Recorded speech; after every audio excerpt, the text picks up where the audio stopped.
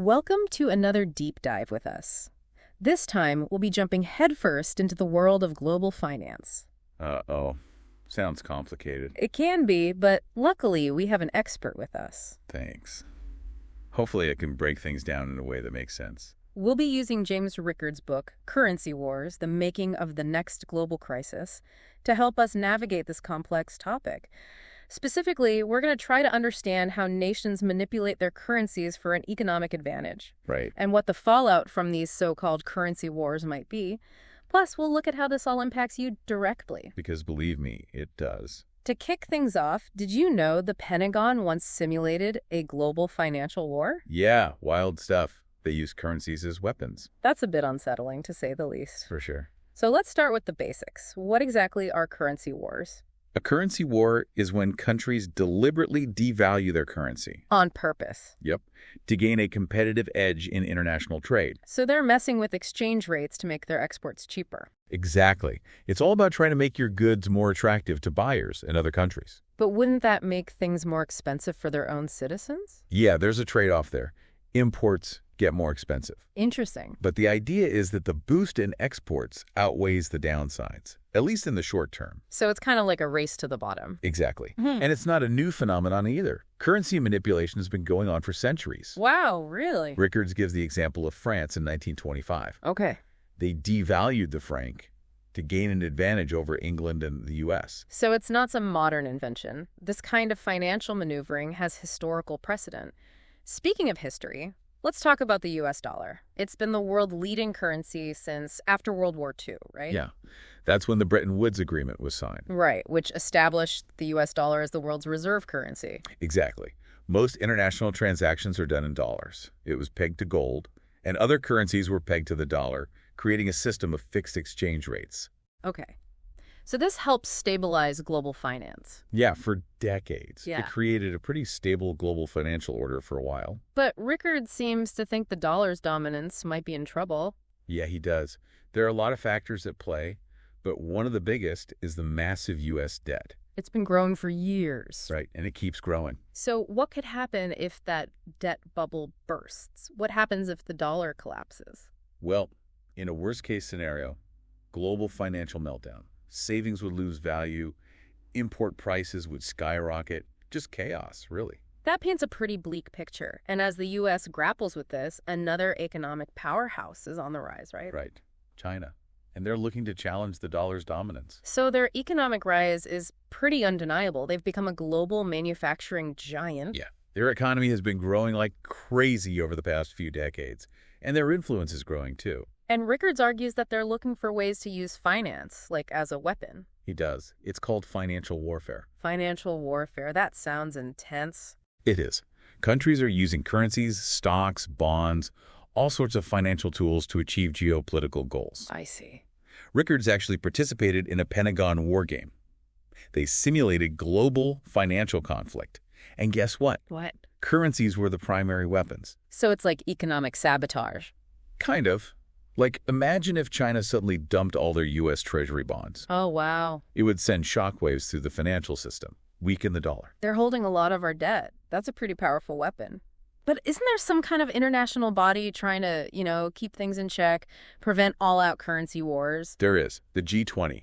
The Group of 20. Yeah, the world's largest economies. They get together to discuss global financial issues. Currency manipulation is a big one. So what have they done to try and prevent these currency wars? The U.S. has been pushing countries with large trade surpluses, like China, to boost their domestic consumption. So they buy more from other countries. Right. And rely less on exports. Mm-hmm. The idea is to reduce those massive trade imbalances. Makes sense. But how effective has the G20 been in actually stopping these currency wars? Well, it's tough. National interests often clash. They struggle to reach a consensus. Yeah, I can imagine. Rickards mentions a situation after the Japanese earthquake in 2011. The U.S. and Japan had completely opposite goals regarding the value of the yen. Wow. So even in the face of a natural disaster, these underlying financial tensions were still there. Yeah, pretty much. Which brings us to another point. These traditional economic models that policymakers rely on. What about them? Well, they might not be up to the task of dealing with this complexity. Really? Yeah. Like, a lot of these models are based on the bell curve, the idea that things tend to revert to the average. Okay. But as we've seen in recent years, those extreme events, those big financial crises, they're becoming more common. The average might not be so average anymore. So are we using the wrong tools to understand the current situation? Rickards thinks so. He argues that the global economy is far more complex and unpredictable than these traditional models can account for. So if the old ways of thinking about economics aren't working, what are the alternatives? What can we do? That's a great question. And that's exactly what we'll dig into next time. Rickards has some pretty radical ideas. A return to the gold standard, for one. Wow. And something called special drawing rights, or SDRs. SDRs, we'll have to unpack that. We will. We'll explore all that and more in the next part of our deep dive. Stay tuned. So you're probably wondering how to protect yourself in this whole currency war scenario. I am. A dollar collapse sounds pretty scary. What can the average person do? One of the first things Rickards talks about is diversification. Not putting all your eggs in one basket, right? Exactly. Yeah. Especially if that basket is the US dollar. So what are some alternative baskets we should consider? What does he suggest? Rickards is a big believer in gold. Gold. Yep. He sees it as a safe haven asset, a store of value that's held up for centuries. So like buy gold bars and bury them in the backyard. Well, you could, but there are more practical ways to invest in gold. But diversification isn't just about gold. It can involve foreign currencies, real estate, even things like art or collectibles. Okay, so gold, foreign properties, a Picasso on the wall. Sounds pretty glamorous. Yeah, maybe a bit. But seriously, how does the average person even begin to think about this stuff?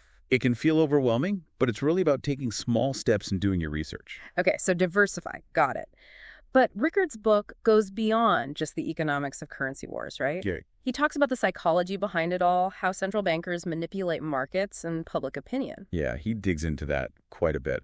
Draws on behavioral economics, which shows that people aren't always rational actors in the market. We're driven by emotions and biases. Exactly. Fear, greed, herd mentality, you name it. And central bankers know this. They use it to their advantage. So it's not just setting interest rates and printing money. It's also about shaping the narrative, creating a sense of confidence or even fear. To steer the markets in the direction they want. So how does this manipulation actually work? Could you give us an example? Rickards uses the example of quantitative easing, QE.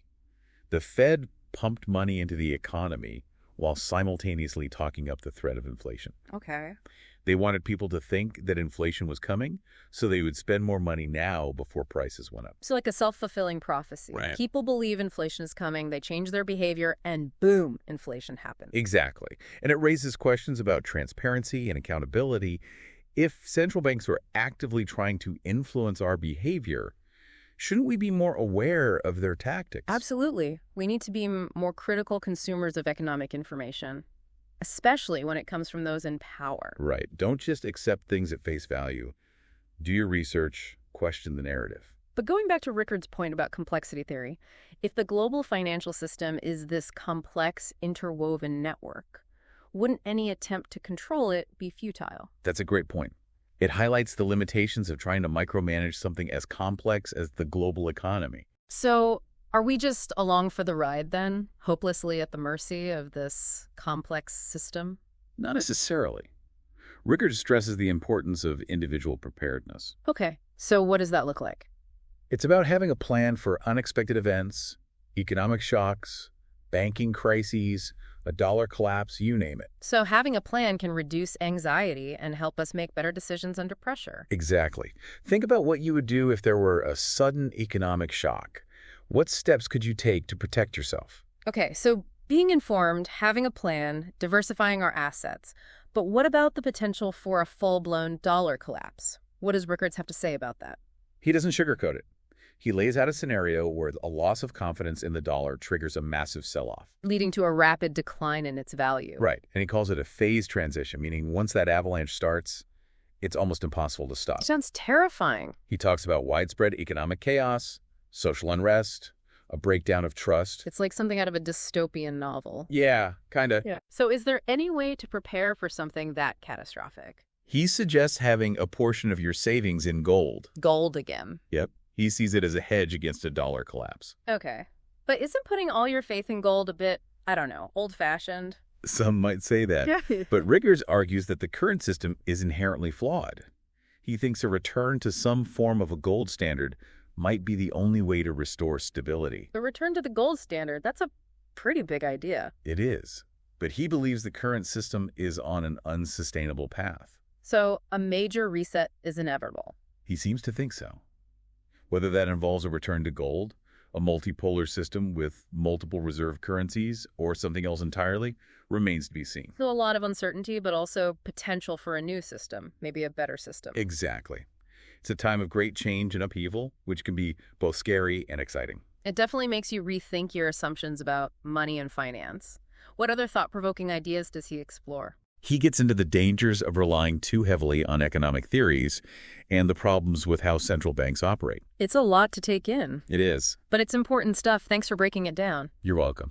Okay, so currency wars, dollar collapse, maybe even going back to the gold standard. It's a lot. It is. A lot to process, but I think the main takeaway from Rickards is this. We're at a turning point. Things are changing. The global financial system, I mean.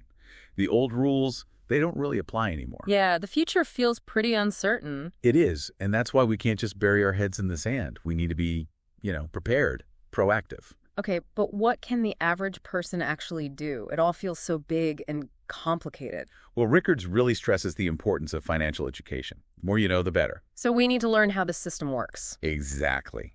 Knowledge is power, especially when it comes to money. And another thing, think outside the box when it comes to investing. Don't just stick to stocks and bonds. Right. Diversify. Gold, foreign currencies. You mentioned real estate, too. Yeah, think about spreading your risk geographically, too. Don't have all your eggs in one basket, especially if that basket is tied to the dollar. That makes sense. But it's also a little intimidating. I know. It can be. But you don't have to do everything at once. Just start small. Learn as you go. Okay, so educate ourselves, diversify. What else? This might sound a little less concrete, but Rickards talks about the importance of, a resilient mindset. What does that mean, exactly? Being able to adapt, roll with the punches, because unexpected things happen, right? Yeah. So you need to be prepared, not just financially, but mentally and emotionally, too. So it's not just about protecting our money, but also our mental well-being. Yeah. The more resilient you are, the better you'll be able to deal with whatever comes your way, whether it's financial, political, social, whatever. Okay, I get that. But with all this talk of potential disaster, is there any reason for optimism? I think so. Rickards points out that crises can also be opportunities, a chance for a reset. He thinks the current system is flawed, unsustainable. So maybe a major shakeup is what we need to create something better, fairer, more stable. So from the ashes of the old, something new could emerge. Maybe. It's possible. He sees a future with multiple currencies, decentralized power, a future where individuals have more control over their own financial lives. That's an interesting vision, but how do we get there? What can we as individuals actually do to help create that future? Rickards says individual action is key.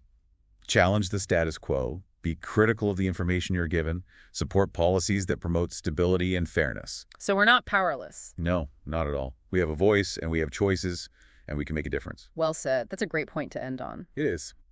So that wraps up our deep dive into currency wars and the future of finance. Thanks for joining us. Thanks for having me. And to all our listeners out there, stay informed, stay curious, and until next time, stay ahead of the curve.